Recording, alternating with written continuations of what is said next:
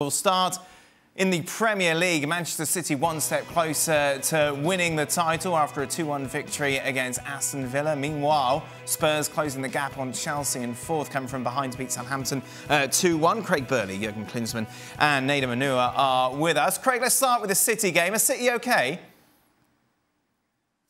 Sorry? Are they all right, City? They're not quite at their swashbuckling best. Oh, I thought you said, am I all right? I thought, well, no, I know you're not all right. Why would I ask if you're all right to start the show?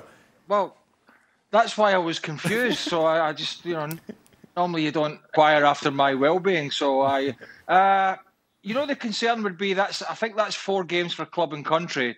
The last 4 games, the errors have started to filter back into John Stones' game. If you remember, I think it all kicked off with the England game at Wembley, where he was dwelling on the ball and get caught, and then out with a couple of long balls against Leeds and the Champions League game against Dortmund, and then he got with that ball over the top today, the quick free kick. He didn't deal with it, and then obviously he had his red card. So I think that would be the worry that okay, he's out the Carabao Cup final now because of his suspension, but when it gets to the knockout games in the Champions League, it could be the second leg of this semi-final.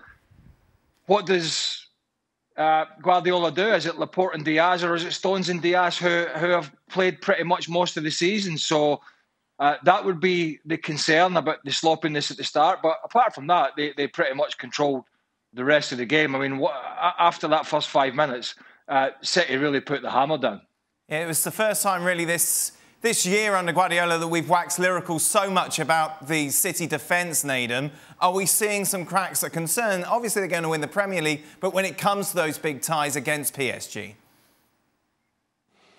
I think the point that Craig makes is, at this stage, is looking like a valid one. I think when he said it a couple of weeks ago, I didn't take it too seriously, but I think John Stones has made a couple of mistakes recently, and ultimately they're amplified because they tend to lead to big moments, whether it's a goal or a red card like we saw today.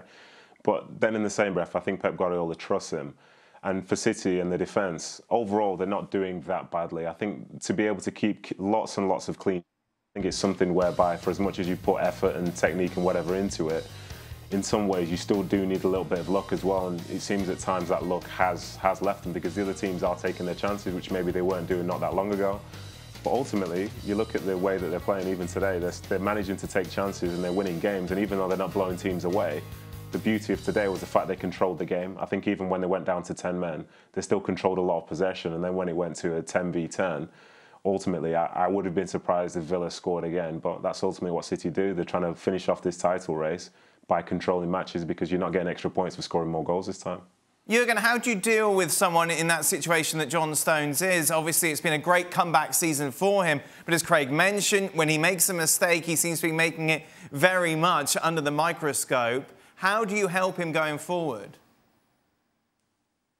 Well, I think that obviously Pep Guardiola knows exactly how to deal with a situation like that. It's important to sit the player down and discuss that.